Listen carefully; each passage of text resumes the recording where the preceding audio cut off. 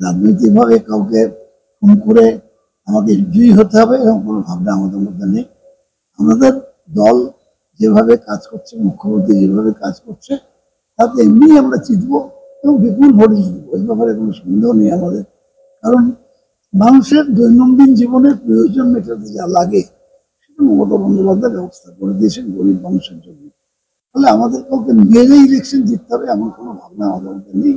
ওরা ওদের নিজেদের গুরুত্ব বলাবার জন্য করতে পারে, এটা ওদের ব্যাপার আমি জানি না, কিন্তু এ ধরনের উক্তি করে রাজনীতিকে পলিট করা হয় বলে আমার মনে হয়। 2026-এর আগে এগুলো নিজেদের ইম্পর্টেন্স বাড়াবার জন্য বলছে, এর মধ্যে কোনো ভিত্তি নেই। আমাদের ঠিক রাজনৈতিকভাবে কাউকে খুন করে আমাকে জয়ী হতে হবে এরকম কোনো ভাবনা আমাদের মধ্যে নেই।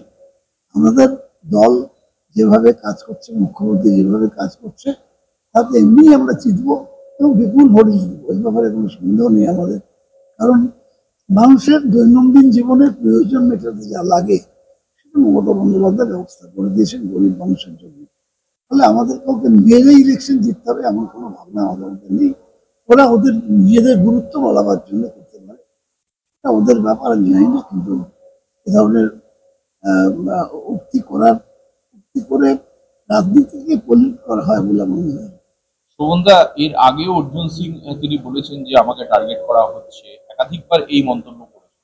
কিন্তু এমন মন্তব্য যে বাইরে থেকে, বিদেশ থেকে স্প্রে নিয়ে আসা হচ্ছে এবং স্প্রে দিয়ে মারা হবে শুভেন্দু অধিকারী, অর্জুন সিং, এটা কি মানে আমাদের ইন্টেলিজেন্সকে দিয়ে, রকে দিয়ে বা সিবিআই কে দিয়ে সমস্ত খবর করে যদি এনে থাকে, তাহলে প্রমাণ দিক না, প্রমাণ দিলে তো তাহলে তো ওরা তো কথা কথা কুটে যায়।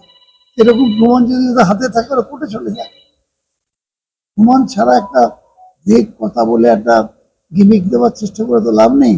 এত বড় অভিযোগ যখন আনছেন, মিনিমাম তথ্য বা প্রমাণ ওদের কাছে আছে, দরকার হলে কুটে চলে যায়, ক্ষমতা থাকে।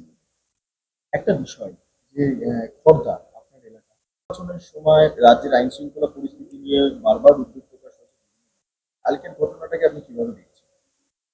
আমাদের নেতা যিনি আছেন নৈহারি, তিনি বলেছেন যে অর্জুনের ঘনিষ্ঠ যে সে খুন করেছে বলে খবর এসছে আমাদের কাছে, তথ্য পাইয়া বলছে, হয়তো হবে। সেটা যদি থাকে অলরেডি সেই ইনফরমেশনটা, তাহলে পুলিশের কাছে আগে থেকে ইনফরমেশনটা পড়ে এসছে, আসলে তো আমরা জানিয়ে দিতে পারবো। বলা হচ্ছে যে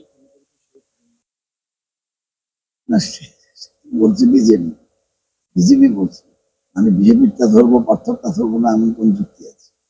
তো রবি বলছে যে এর ঘনিষ্ঠ, অর্জুনের ঘনিষ্ঠ। আর যদি কোনো লোক সকালে একদিকে ছিল, বিকেলে একদিকে ছিল, পরদিন সকালে একদিকে, আমার বলার কিছু নেই। কিন্তু পার্থভূমি বলেছে অর্জুনের ঘনিষ্ঠ, আর অর্জুন বলেছে তৃণমূল করে। এখন কোনটা সত্যি এটা বিচার হবে, আপনারা গিয়ে দেখে আসুন। কিন্তু একটা বিষয় যে রাজ্যের আইন শৃঙ্খলা পরিস্থিতি, এটা নিয়ে আপনি আগেও বলেছেন যে দলমত নির্বিশেষে এটার বিরুদ্ধে রুখে দাঁড়াতে হবে, কারণ এটা সামাজিক। সেটা আগে বলেছিলাম যে মহিলাদের উপর অত্যাচার নিয়ে বলছেন, প্রত্যেকের ঘরেতে মা বোন আছে, সন্তান আছে। আমি বলেছিলাম এই যে রেপ একটা পরপর ঘটনা বের ধর্ম যখন ঘটে তখন দেখি সবই পরপর ঘটে। বৃদ্ধ সেও একজন শিশুকে তার শ্রেয়তাহানি করছে, এরকম পরপর ঘটনা হচ্ছিল। আমি বলেছিলাম যে এটা একটা সামাজিক রোগ, এটা সারা দেশ জুড়েই হচ্ছে। সব রাজনৈতিক দলের ভাবা উচিত যে এটাকে নিয়ে রাজনীতি করলে এটা বাড়বে, কমবে না। আমরা প্রত্যেকটা রাজনৈতিক দলের রাস্তায় নেমে প্রতিবাদ করে। যেমন একটা জিনিস আমি কালকে একটা কবিতা লিখলাম পরিবেশ নিয়ে, যে সব মানুষকে রাস্তায় নেমে সারা পৃথিবী জুড়ে যদি ক্যাম্পেইন না করে, পুকুর ভরাট করে দিচ্ছে, মানে অন্যায়ভাবে বাড়ি করছে, বেআইনি বাড়ি করছে, বিভিন্নভাবে মানুষ বরফ গলে যাচ্ছে, উষ্ণায়ন বাড়ছে, এই প্রতিরোধ যদি বলে সরকারের দায়িত্ব, আমি বলবো বলবো মানুষের সকলকে সজাগ হতে হবে। উষ্ণায়ন কমাবার জন্য কি করতে হবে, তার জন্য সব মানুষকে রাস্তায় নামতে হবে, প্রত্যেকটি মানে সচেতন মানুষকে রাস্তায় নামতে হবে। এক্ষেত্রেও তাই সমস্ত সচেতন মানুষ সব দলই আছে, এমন নয় যে এমন একটা দল আছে যেখানে কোনো সচেতন লোক নেই, কোনো ভালো মানুষ নেই, আমি বিশ্বাস করি না কথাটা। সব দলে ভালো লোক আছে, তারা নামুন রাস্তায়, সেখানে দাঁড়িয়ে তারাও ক্যাম্পেইন করুক। হ্যাঁ, সরকারি দল হিসেবে আমাদের দায়বদ্ধতা অনেক বেশি, সেটা আমরা পালন করার চেষ্টা করছি। ঠিক আছে, থ্যাংক ইউ। এটা কি স্বর্গরাজ্য হয়ে উঠছে ক্রমে এই সীমান্ত এলাকা বা এই সমস্ত জায়গাগুলো? বারবার একটা কথাই তো আমরা বলি যে সীমান্ত এলাকাটাকে সুরক্ষিত রাখার দায়িত্ব বিএসএফ, বর্ডার সিকিউরিটি ফোর্স। প্রাথমিকভাবে তারাই গার্ড দেয়, সারা সীমানাটা তাদেরই হাতে আছে। সেখানে ব্যর্থতা যদি থাকে, সেখানকার লোক যদি মানে বিএসএফ যদি ব্যর্থ মানে পয়সা নিয়ে হোক বা কিছুর বিনিময়ে হোক, তারা যদি এদের ছেড়ে দেয় আর ভিতরে ঢুকতে অ্যালাউ করে দেয়, তাহলে দায়িত্ব তার। পুলিশ যখন অ্যারেস্ট করছে, তখন পুলিশ যখন গ্রেপ্তার করছে বা পুলিশ যখন ধরছে, সে তার দায়িত্ব পালন করছে। কিন্তু বিএসএফ দায়িত্ব পালন করছে, কিন্তু বারবার বলেছেন মমতা বন্দ্যোপাধ্যায় বহুবার এই কথা উল্লেখ করেছেন যে বিএসএফ এর প্রাথমিক দায়িত্বগুলোকে আটকানো। তারাই যদি নিজেদের দায়িত্ব পালন না করেন, তাহলে দায় কার? কিন্তু বিএসএফ পাল্টা বলছে যে যে জমি চাওয়া হচ্ছিল সেই জমি দেওয়া হচ্ছে না সরকারের তরফে। এই জমিগুলো কিসের জন্য কিসের জমি দেবে?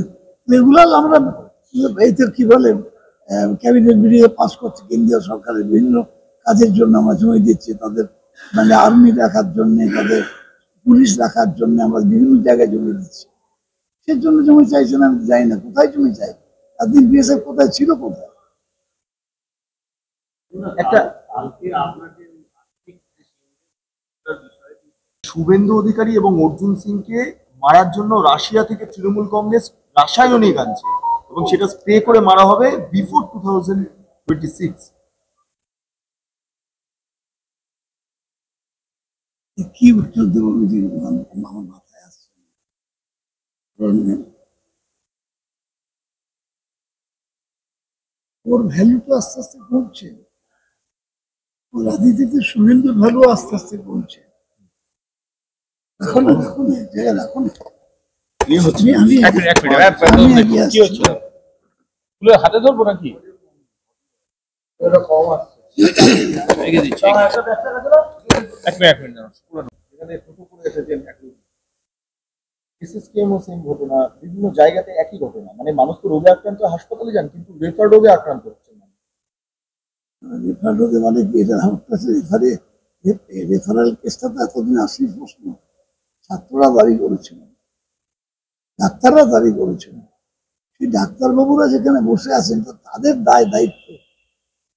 মুখ্যমন্ত্রী তো প্রথম রেফারেল কেস নিয়ে চিৎকার করেননি, চিৎকার করেছিলেন ডাক্তাররা, জুনিয়র ডাক্তাররা, সিনিয়র ডাক্তাররা রেফারেল কেস নিয়ে